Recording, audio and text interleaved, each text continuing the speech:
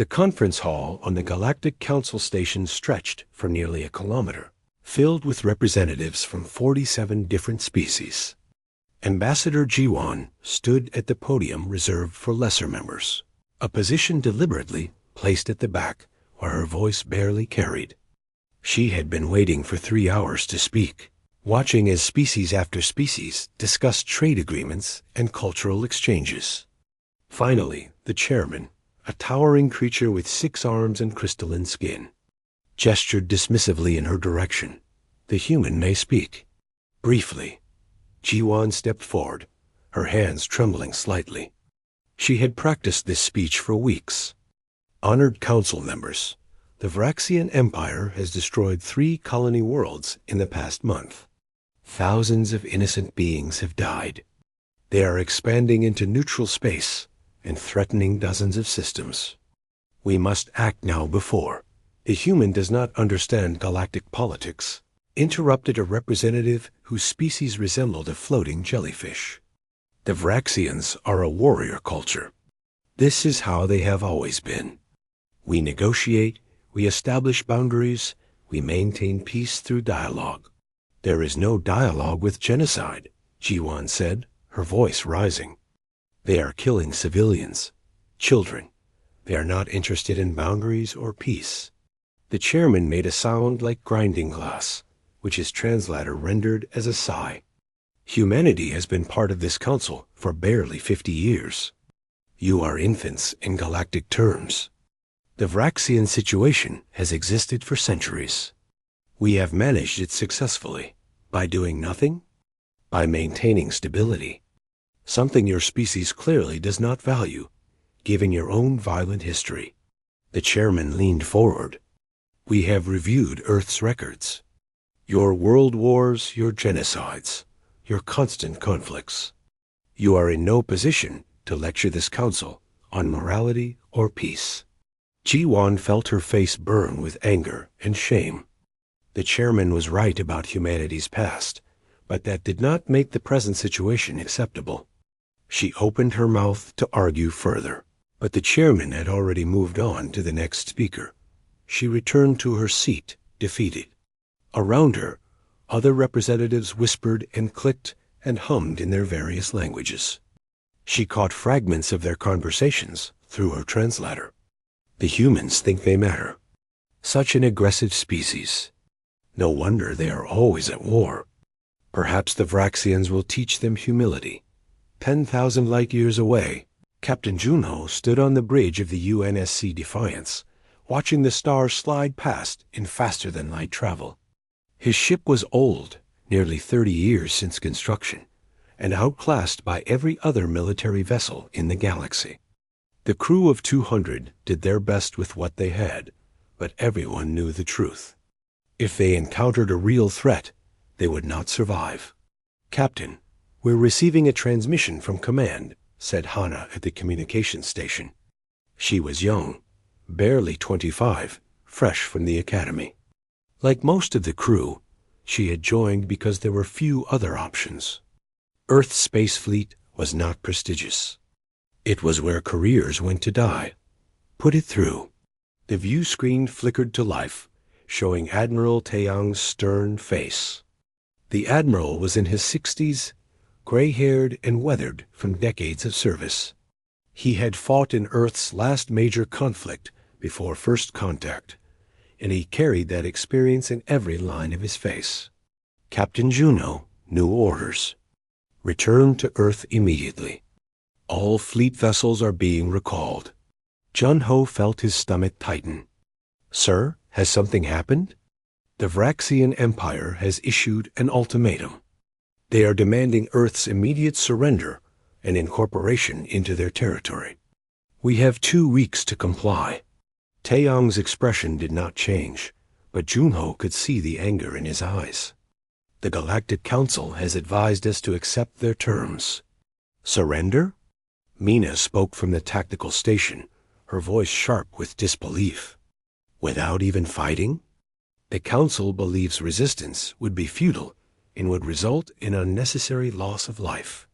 They have offered to negotiate favorable terms for for Earth's integration into the Vraxian Empire.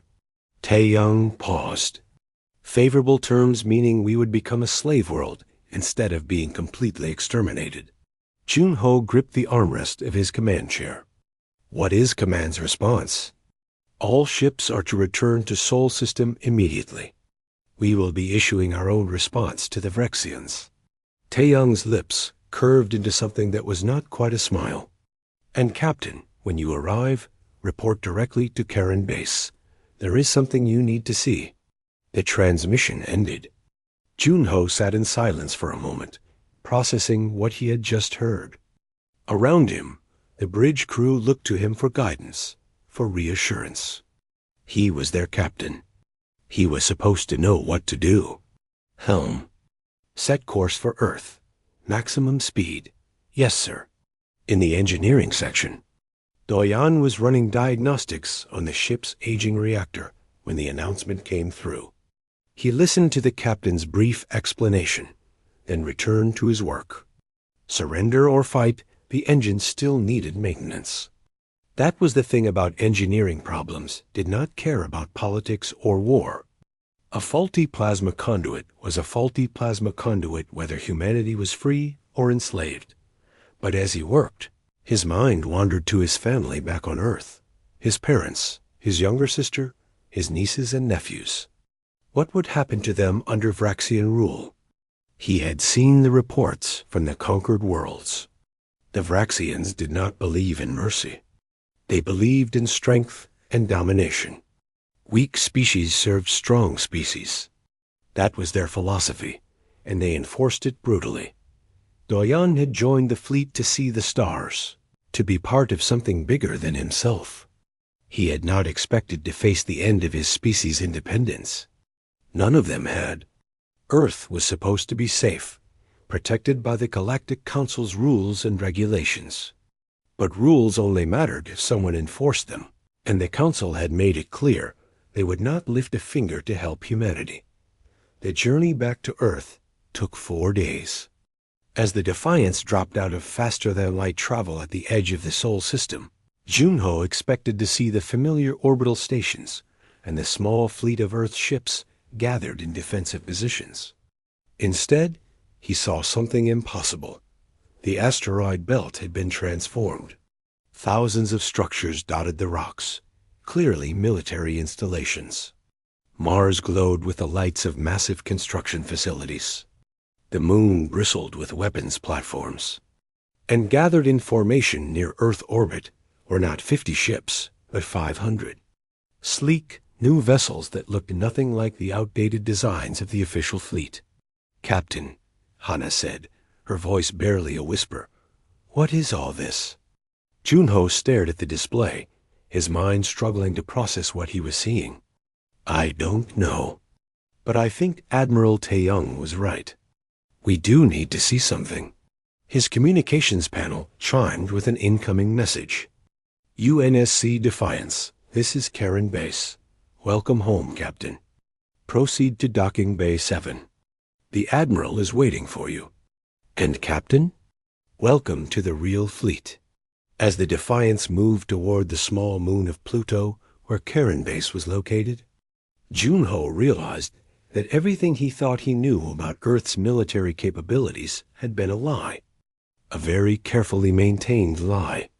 And now, as the Vraxian ultimatum ticked down, that lie was about to end. The galaxy thought humanity was weak. The galaxy was about to learn the truth. Karen Base was built inside the moon itself, carved out over decades in absolute secrecy. As Jun-ho walked through the corridors with Admiral Tae-young, he saw thousands of personnel moving with purpose, working at stations that controlled weapons and systems he had never seen before. The scale of the operation was staggering. This was not a small project. This was the work of an entire generation.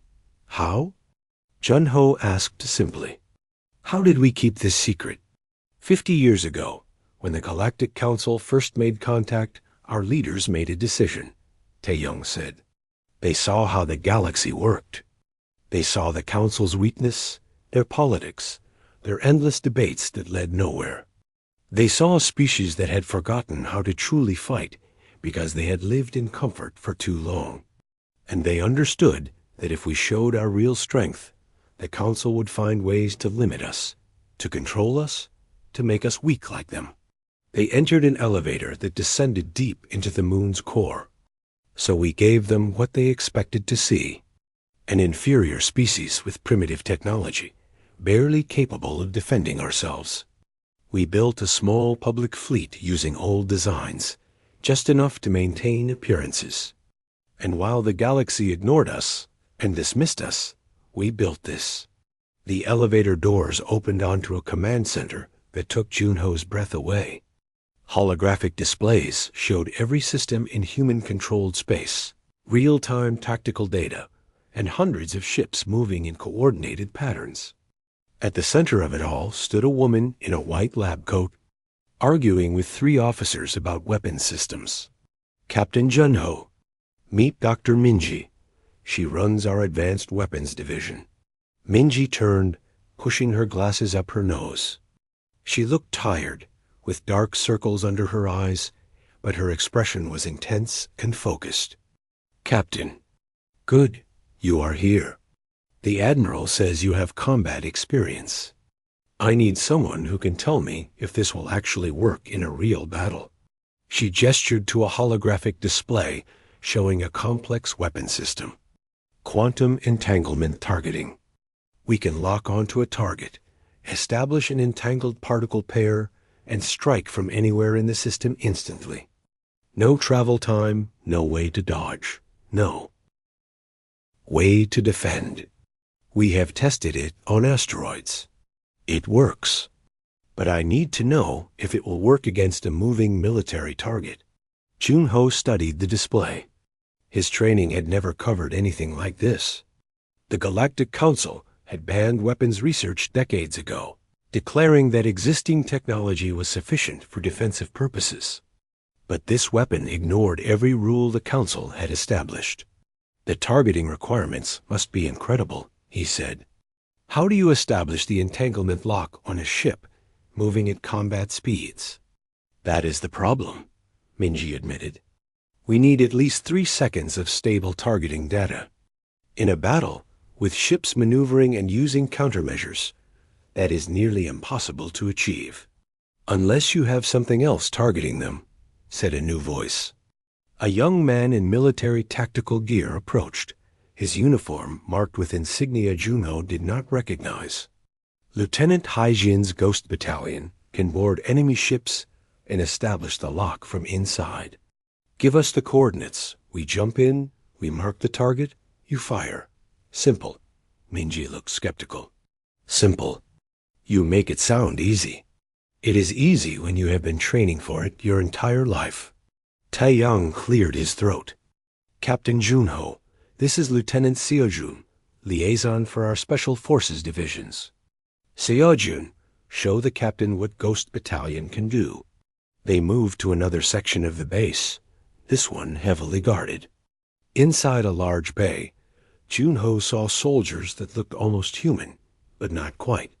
Their movements were too fast, too precise. Their eyes had a faint glow that suggested cybernetic enhancement. There were 100 of them, standing at attention, and each one radiated a sense of controlled violence that made Junho instinctively step back. Cybernetic enhancement is banned by the Galactic Council. Junho said quietly. Yes, it is, Taeyang agreed. They banned it 3,000 years ago, after the machine wars. They fear artificial intelligence and human augmentation. They believe it makes soldiers too dangerous, too unpredictable. They prefer their wars to be clean and honorable, fought according to rules that make everyone comfortable. We do not fight clean, said a woman who stepped forward from the group of enhanced soldiers. She was tall, lean, and moved with a predator's grace. Lieutenant Haijin, Ghost Battalion Commander. We fight to win. Over the next 2 days, Junho learned the full extent of Earth's secret preparations. Engineer Doyan was reassigned from the Defiance to work with a team retrofitting civilian mining ships into drone carriers. Each ship could launch thousands of autonomous attack drones, controlled by artificial intelligence that adapted to enemy tactics in real time.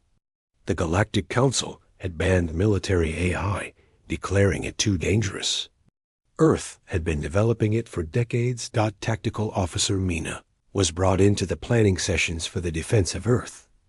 She sat in rooms with generals and admirals, looking at battle plans that involved weapons and tactics the galaxy had never seen. Nuclear mines in the asteroid belt, railgun platforms on the moon, antimatter bombs hidden throughout the system. Every weapon the civilized galaxy had outlawed, humanity had built. Communications specialist Hana was assigned to Psychological Warfare Division. Her job was to create broadcasts that would demoralize enemy forces, exploit their cultural weaknesses, and spread fear through their ranks. The Galactic Council considered such tactics barbaric. Earth considered them effective. On the third day, Admiral Taeyong called a meeting of all senior officers. The room was packed with hundreds of people, all of them waiting to hear what would happen next. The Vraxian ultimatum had 1 week remaining. The Galactic Council was still insisting that Earth surrender peacefully. "We have received the official recommendation from the Council," Taeyong announced. "They suggest we accept Vraxian terms, allow occupation of Earth, and trust that the Vraxians will treat us fairly as a subject species. They promise to negotiate on our behalf to assure we are not completely enslaved." Angry muttering filled the room. Taeyong let it continue for a moment and raised his hand for silence. The United Nations Security Council has considered this recommendation. They have consulted with every nation on Earth. They have weighed the costs and the risks, and they have made their decision. He paused, letting the tension build. Earth's response to the Vraxian ultimatum is simple. No, we will not surrender. We will not submit. If the Vraxians want Earth, they will have to take it by force. And we will show them exactly why that is a mistake. The room erupted in cheers. Junho found himself on his feet, shouting along with everyone else. For 50 years, humanity had been quiet, had been dismissed, had been treated as inferior. Now they would show the galaxy what they really were. But as the celebration continued, Junho noticed Dr. Minji standing apart from the others, her expression troubled. He moved through the crowd to join her. "You do not look happy," he said. "I am terrified," she admitted. "These weapons we have built, these tactics we have developed, they are powerful. More powerful than anything the galaxy has seen in millennia. But power is dangerous. Once we use these weapons, once we show what we can do, there is no going back. The galaxy will fear us. And fear makes people do terrible things. The galaxy should have helped us when we asked," Junho said. "They chose to let the Vraxians threaten us. They chose to advise surrender rather than stand with us. We did not want this fight, but we will not run from it either." "I know," Minji said softly. "That is what terrifies me. We are right to defend ourselves. But I wonder what we will become in the process. Will we be the heroes who stood against tyranny? Or will we be the monsters who unleashed horrors the galaxy had forgotten?" Junho had no answer for that. None of them did. They would find out soon enough. In 6 days, the Vraxian armada would arrive. In 6 days, Earth would either prove its strength or face extinction. There was no middle ground, no room for compromise. The galaxy was about to witness something it had not seen in thousands of years. Humanity at war. Real war, not the sanitized, rule-bound conflicts the Council approved of, but the brutal, desperate struggle for survival that humans understood in their bones. The countdown had begun. The Vraxian armada emerged from faster-than-light travel at the edge of the Sol system exactly on schedule. 500 warships, each one larger and more advanced than anything in Earth's official fleet. Their formation was perfect, a display of military precision designed to intimidate. At the center of the formation, the flagship Divine Conquest broadcast a message on all channels. Humans of Earth, this is Supreme Commander Valf of the Vraxian Empire. You were given the opportunity to surrender peacefully. You refused. Now you will learn what happens to inferior species who defy their betters. Prepare to witness the end of your independence and the beginning of your service to the Empire. On Carandace, Admiral Taeyang watched the enemy fleet approach. Around him, hundreds of personnel worked at their stations, tracking every Vraxian ship, calculating firing solutions, coordinating the defense. The room was quiet, focused, professional. This was what they had trained for. Status report, Taeyang ordered. All defense platforms are online, reported a tactical officer. Asteroid belt weapons are armed and ready. Lunar railguns have target locks on the lead ships. Mars shipyards are launching the final squadrons now. We have 532 ships in position. Ghost Battalion status? Standing by for deployment, sir. Lieutenant Haijin reports all teams are ready. Dr. Minji's quantum weapons? Charged and targeting the flagship. We can fire on your command. Taeyang nodded slowly. Everything was ready. Earth had prepared for this moment for 50 years. Now they would see if their preparations were enough. Captain Juno, you have command of the outer defense perimeter. Your orders are simple. Hold them at the asteroid belt. Make them pay for every meter of space they take. On the bridge of his newly assigned ship, the UNSC Retribution, Junhao acknowledged the order. His new ship was 3 times the size of the Defiance and equipped with weapons he had only learned about 3 days ago. His crew was a mix of veterans from the official fleet and specialists from the secret programs. They were ready. All ships, this is Juno. Weapons free. Engage at will. The Vraxian fleet crossed the heliopause, the boundary of the Sol system. They expected some resistance, perhaps a desperate charge by Earth's pathetic fleet, a symbolic gesture before inevitable defeat. Instead, the space around them erupted with violence. Thousands of mines hidden in the outer reaches detonated simultaneously. They were not simple explosives. These were nuclear devices, antimatter bombs, and exotic weapons that tore holes in space itself. The Vraxian shields, designed to handle plasma weapons and energy beams, were overwhelmed by the sheer destructive force. 17 ships vanished in the first 3 seconds of battle. What was that? Screamed the tactical officer on the Divine Conquest. Those were nuclear weapons. Those are banned. Humans do not care about your rules, Valth growled. All ships accelerate to combat speed. Weapons range in 2 minutes. Show them the power of the Empire. But before they could close the distance, the asteroid belt itself opened fire. Railguns, accelerating metal slugs to relativistic speeds, hammered into the Vraxian formation. Each impact carried the kinetic energy of multiple nuclear bombs. Shields flickered and failed. Armor crumpled. Ships began to die. The Vraxians returned fire, their plasma cannons lighting up space with brilliant streams of energy. They hit their targets, destroying orbital platforms and mining facilities. But for every weapon they destroyed, 3 more emerged from hiding. Earth had not built defenses. Earth had built a death trap. Captain Juno led his squadron into the chaos, targeting Vraxian support ships. His tactical officer Mina had identified the enemy fleet's weakness. Their logistics vessels were lightly armored and crucial to their operations.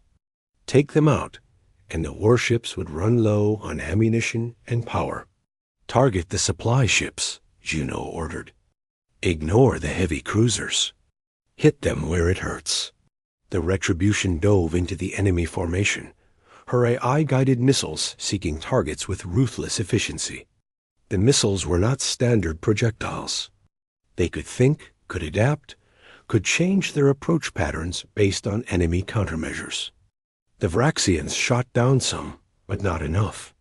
Supply ships exploded, scattering debris across space.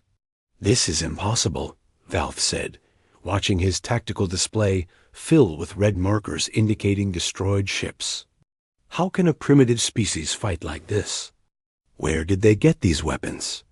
"Sir, we are detecting a massive energy spike from the third planet." Something is. The communication cut off as Dr. Minji's quantum weapon fired. The targeting lock had been established by Ghost Battalion teams who had used micro-wormhole technology to board the flagship 3 minutes ago. Lieutenant Hai Jin and her team had appeared in the Divine Conquest's engine room, planted the targeting beacon, and jumped out before anyone knew they were there. The quantum weapon bypassed distance entirely. One moment, the Divine Conquest was coordinating the Vraxian assault. The next moment, its command section simply ceased to exist, erased from reality by a weapon that struck faster than light itself. Supreme, Commander Valve died without knowing what killed him. His last thought was confusion. How could humans do this? The Vraxian fleet fell into chaos. Without their flagship, without their supreme commander, the carefully coordinated assault became a confused mess. Ship captains tried to establish a new chain of command, but Earth gave them no time to reorganize. Lieutenant Hai Jin's Ghost Battalion struck again and again, boarding ship after ship through wormhole jumps. They sabotaged engines, killed officers, destroyed critical systems, and vanished before the Vraxians could respond. The enemy started shooting at their own shadows, paranoid that enhanced human soldiers could be anywhere. Engineer Doyon launched his drone swarms from the converted, mining ships. Thousands of small, cheap, expendable machines poured into space, each one carrying enough explosive to cripple a ship. The Vraxians destroyed hundreds, but there were always more.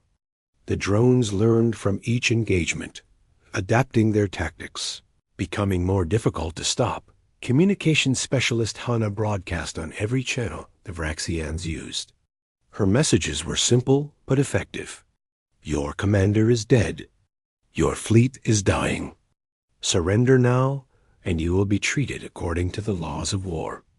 Continue fighting, and none of you will leave this system alive. Some Vraxian ships began to withdraw. Others fought harder, determined to salvage some victory from the disaster. But Earth's defense was overwhelming. Every tactic the Vraxians tried had a counter.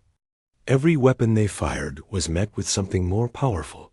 The battle lasted 6 hours. When it ended, the Vraxian armada was destroyed. Of the 500 ships that had arrived to conquer Earth, only 43 remained, and most of those were crippled. They limped away at best speed, broadcasting surrender requests and begging for mercy. Admiral Taeyang watched them go. Let them leave. Let them carry the message back to their empire. Let the galaxy know what happens when they threaten humanity. On the bridge of the Retribution, Captain Juno looked at his crew. They were exhausted, some injured, all of them processing what they had just survived. His ship had taken damage, but remained operational. 12 other Earth ships had been destroyed. 3,000 personnel dead. It was a heavy cost, but considering what they had faced, it was a miracle. Stand down from battle stations, Juno ordered. Damage control teams, begin repairs. Communications, contact the other ships. Let us get a full casualty count.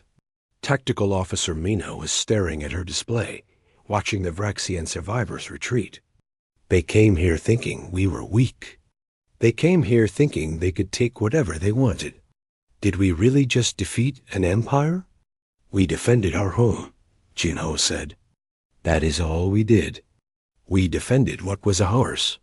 But he knew it was more than that. Earth had not just won a battle. They had announced to the galaxy that humanity would not be bullied, would not be dismissed, would not be enslaved. The weapons they had used, the tactics they had employed, were things the civilized galaxy had abandoned centuries ago as too brutal, too dangerous, too uncivilized. Earth had used them without hesitation. And they had won. Throughout the galaxy, on dozens of worlds and stations, species watched the recordings of the battle. The Galactic Council convened in emergency session, horrified by what they had seen. Ambassador Joan stood before them once again, but this time no one interrupted her. "You advised us to surrender," she said quietly. "You told us resistance was futile. You abandoned us to face the Vraxian Empire alone. We did not forget that, and we will not forget what you taught us. That in this galaxy, only the strong survive. That honor and rules and civilization mean nothing if you do not have the power to enforce them. You taught us that, and now you will live with what we have become." 3 days after the battle, the Galactic Council sent a formal delegation to Earth. They arrived in a massive diplomatic vessel, broadcasting peace signals and requesting immediate discussions with human leadership. Ambassador Jiwan met them at the orbital station, her expression carefully neutral. The lead delegate was Ambassador Kelth, a species known for their diplomatic skills and neutral stance in galactic affairs. He had 6 eyes and spoke through a translation device that made his voice sound smooth and reasonable. He smiled, a gesture his species used to show friendliness. "Ambassador Jiwan, the Council congratulates Earth on its successful defense. However, we must discuss the weapons and tactics you employed. Many of them violate treaties that have kept the galaxy peaceful for millennia. We understand you felt threatened, but now that the danger has passed, we must establish guidelines for—" "No," Jiwan said simply. Kelth blinked all 6 eyes in confusion. "I apologize, but I do not understand. We have not yet made our proposal. You do not need to. The answer is no. We will not disarm. We will not sign your treaties. We will not limit our weapons development. We will not submit to Council inspections. We will not accept guidelines, restrictions, or limitations." She leaned forward. "For 50 years, we played by your rules. We asked for help when we needed it. You gave us nothing but empty words. Now we have proven we can defend ourselves. We do not need your permission to exist." "You do not understand the consequences," Kelth said, his friendly tone slipping. "The weapons you possess are dangerous. Artificial intelligence, cybernetic enhancement, quantum weapons, nuclear devices, these technologies nearly destroyed galactic civilization once. That is why they were banned. If every species armed themselves this way, there would be chaos. Then perhaps the galaxy should reconsider how it maintains peace," Jiwan replied. "You maintain order through weakness, by ensuring no one can threaten the established powers. We maintain security through strength, by ensuring no one dares to attack us. Your system failed to protect us. Our system worked." The meeting ended badly. The Council delegation left threatening economic sanctions and diplomatic isolation. Jiwan reported the conversation to her superiors, who made their decision quickly. If the galaxy wanted to isolate Earth, humanity would act alone. Admiral Taeyong assembled the fleet for a new mission.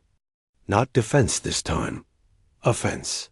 "The Vraxian Empire still exists," he told his officers. "They still control dozens of worlds. They still enslave species they consider inferior.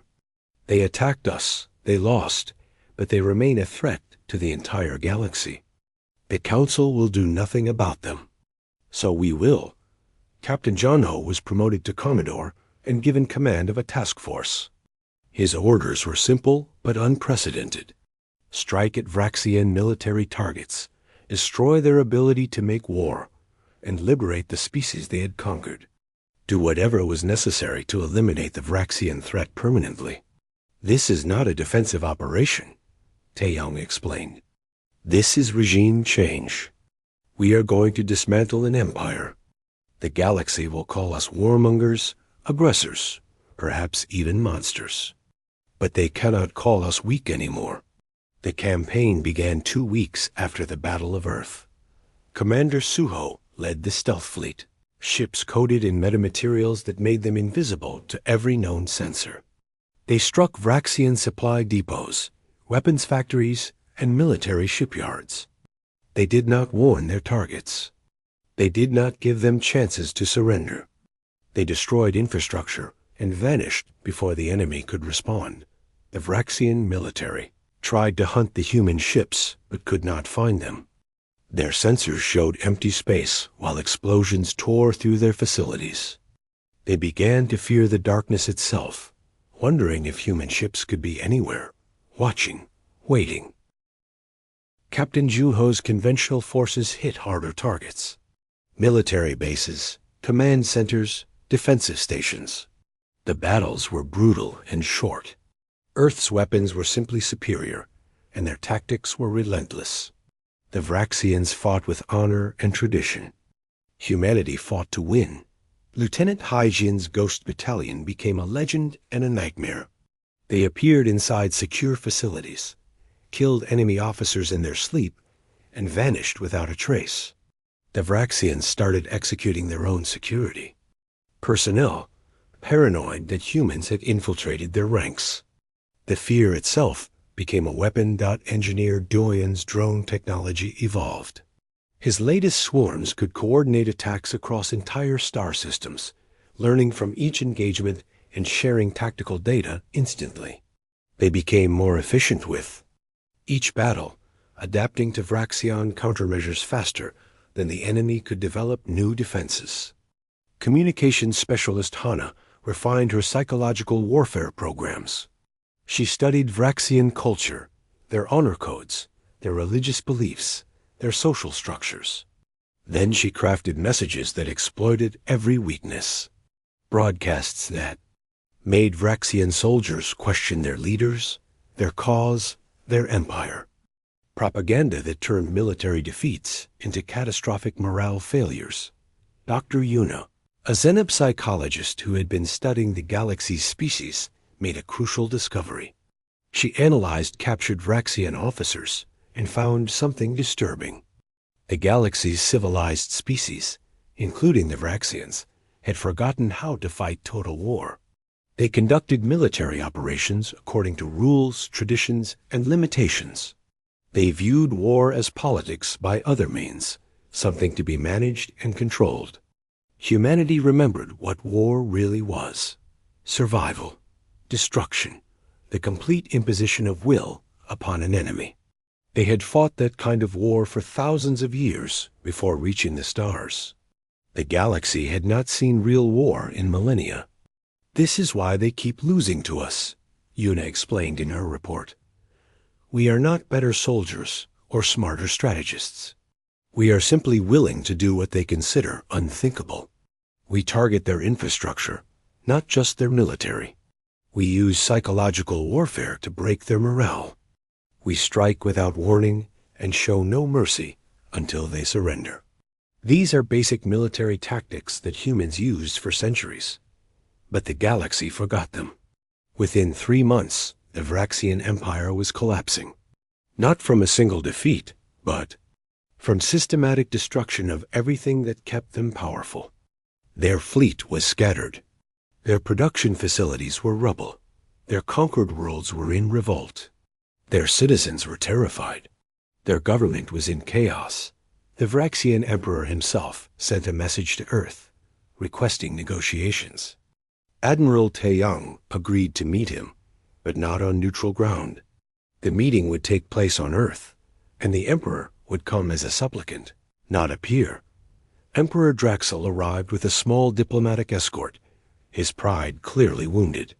He had ruled an empire of billions, commanded fleets that had conquered dozens of species. Now he stood in a simple conference room on Earth, facing human leaders who had destroyed everything he built in less than 4 months. What are your terms? Draxel asked. Complete demilitarization, Taeyang said. Release of all conquered species. Reparations for damages caused. and trials for war crimes committed by your military leadership. Those terms would end the Empire, Draxel protested. My people would never accept such humiliation. Then your people will die, Taeyang said flatly. We can continue destroying your infrastructure until your civilization collapses completely. Or you can accept these terms and rebuild as a peaceful member of the galactic community. Choose. Draxel looked around the room, seeing no sympathy in any human face. Why? Why do this? You have won. You have proven your strength. Why not simply take what you want? That is what we would do, because we are not you, Jiwan said. We do not want conquest. We want security. We want justice. We want a galaxy where species cannot simply attack others without consequences. Your empire attacked us. The Council did nothing. So we are creating a new system, one where might does not make right, where strength is used to protect rather than oppress. Noble words, Draxel said bitterly. But you use the same brutal tactics you condemn. You killed thousands. You destroyed worlds. How are you different from us? We gave your military every chance to surrender, Juno said. We offered terms at every engagement. Your forces chose to fight. Yes, we killed thousands. But we freed millions from your slavery. That is the difference. The treaty was signed 3 days later. The Vraxian Empire ceased to exist.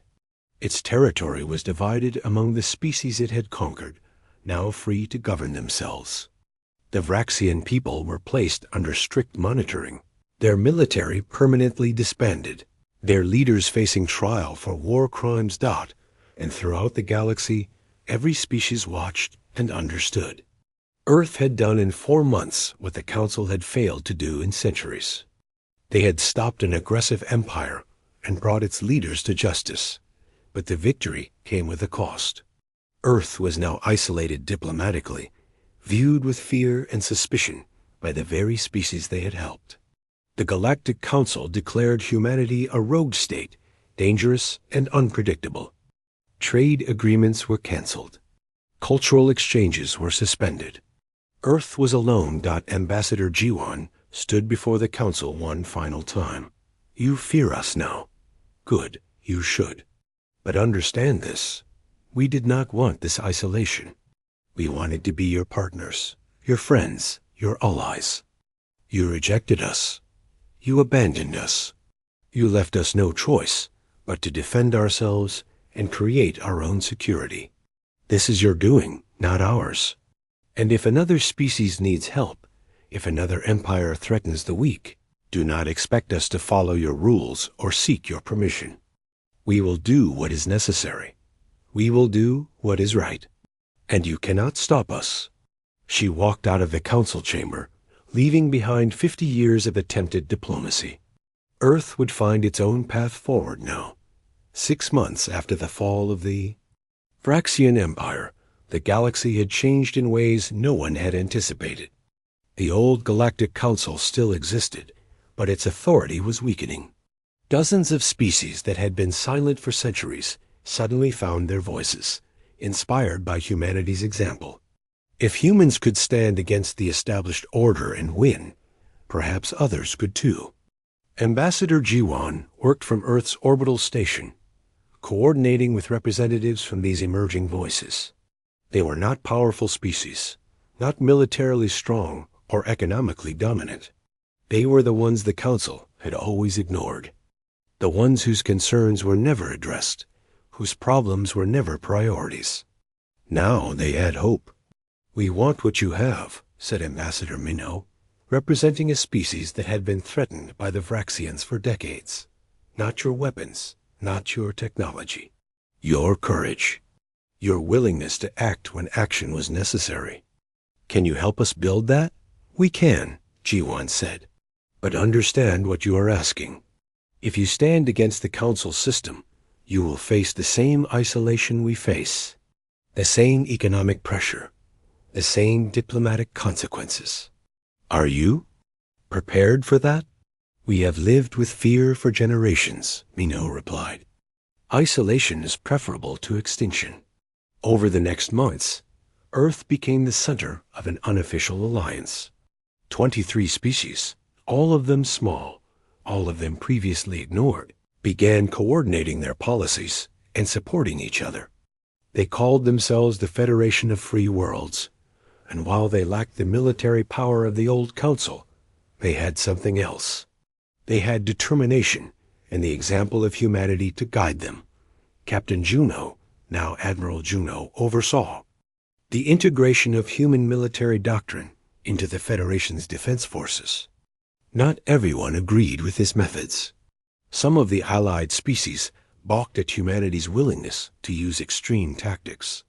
Others embraced them too eagerly, seeing in Earth's weapons a path to domination rather than defense. We need to be careful, Junho told Admiral Taeyang during one strategy meeting. We are teaching them how to fight, but we are also teaching them how to think about war. If we are not cautious, we might create the very monsters we fought against.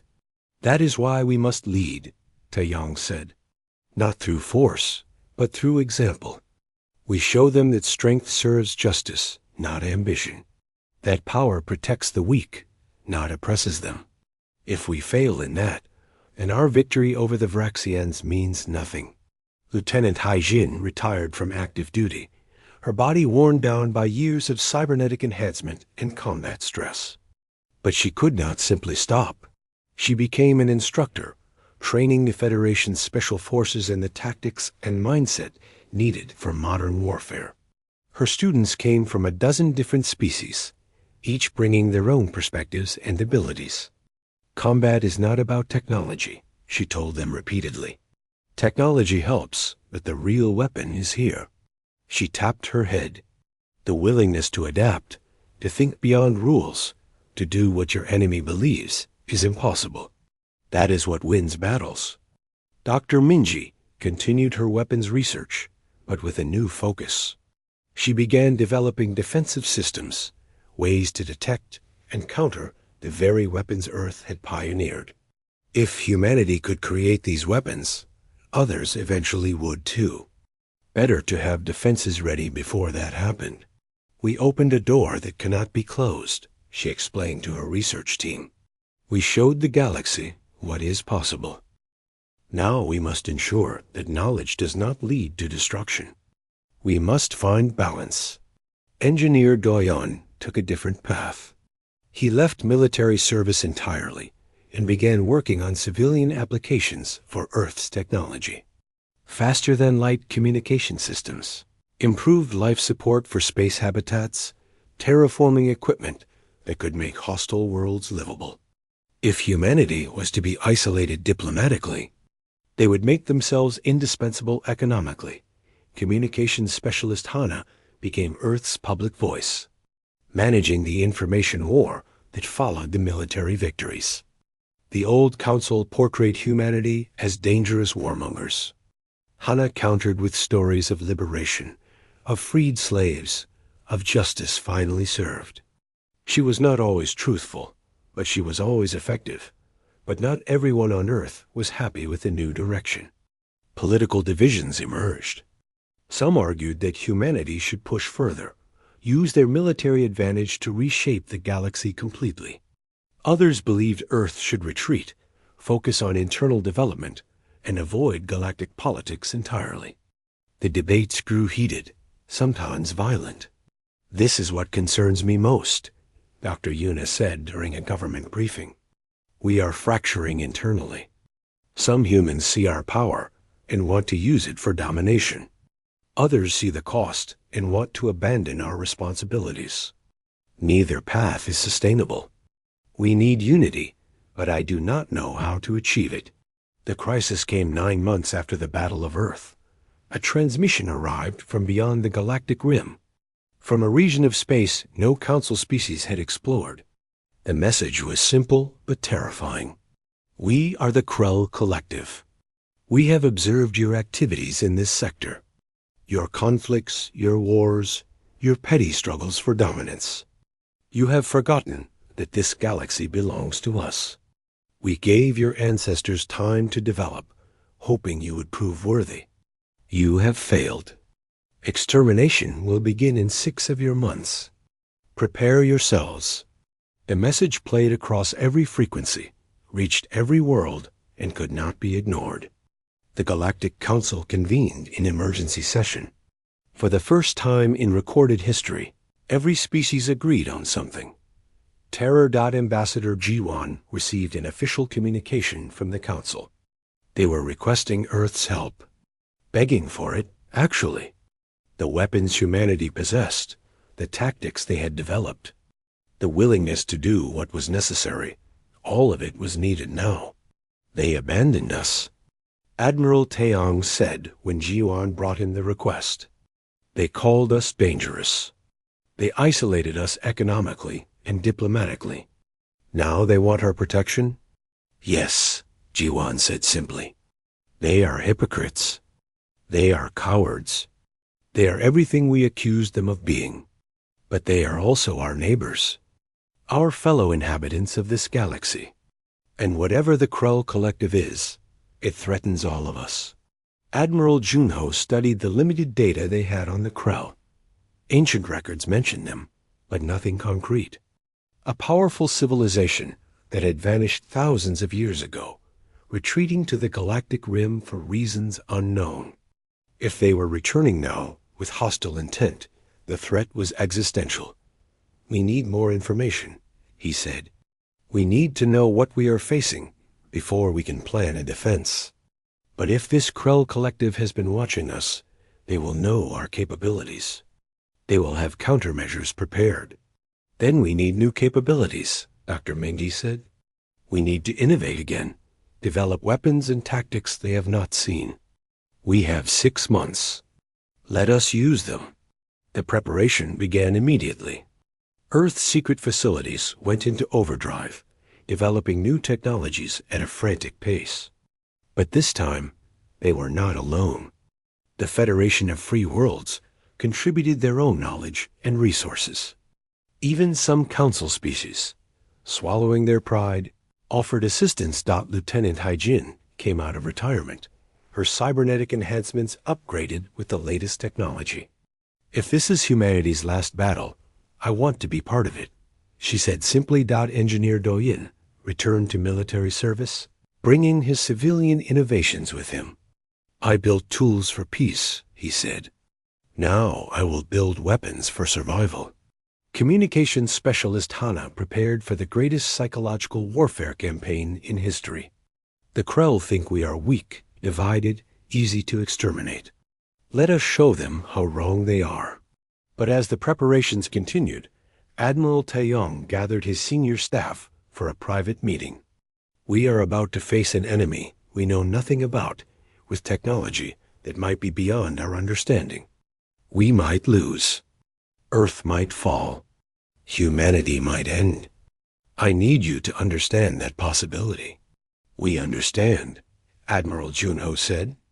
"We have always understood. From the moment the Vraxians issued their ultimatum, we knew we might not survive. But we chose to fight anyway, because survival without dignity is not survival. It is slavery. The galaxy is watching us again," Ji-wan added. "They are looking to Earth for salvation, for leadership, for hope. We did not ask for this responsibility. We did not want it. But we have it now, and we will not fail them." Dr. Yuna, who had been quiet throughout the meeting, finally spoke. "I have been studying human psychology, trying to understand what makes us different from other species. I think I finally know. Every other species in this galaxy evolved on worlds where survival was relatively easy. They developed civilization without facing constant existential threats. But Earth? Earth tried to kill us at every turn. Ice ages, predators, diseases, natural disasters. We survived by being stubborn, by refusing to give up, by fighting against impossible odds." She looked around the table. The galaxy forgot how to fight because they never really needed to learn. We never forgot because we could not afford to. That is our advantage. Not our weapons, not our tactics, but our fundamental refusal to accept defeat. The Krell think they can exterminate us? Let them try. We will show them what humanity really means. The 6 months passed quickly. Ships were built, weapons were developed, alliances were forged. The Federation of Free Worlds united under Earth's leadership, not through force, but through shared purpose. Even the Galactic Council, reluctantly, acknowledged humanity's authority in military matters. And when the Krell Collective finally arrived, emerging from the darkness between the stars with a fleet that dwarfed anything the galaxy had ever seen, they found something unexpected. They found a galaxy united. They found species that had rediscovered their courage. They found civilizations that remembered how to fight. And at the center of it all, they found humanity. Small, young, seemingly insignificant humanity. The species that had been dismissed as weak and primitive. The species that had proven everyone wrong. The Krell broadcast their final warning. Surrender now, and your extinction will be swift. Earth's response was simple. Admiral Taeyang spoke for all of humanity, for the entire galaxy, for every species that refused to go quietly into the dark. Come and take us if you can. We will be waiting. The real war was about to begin.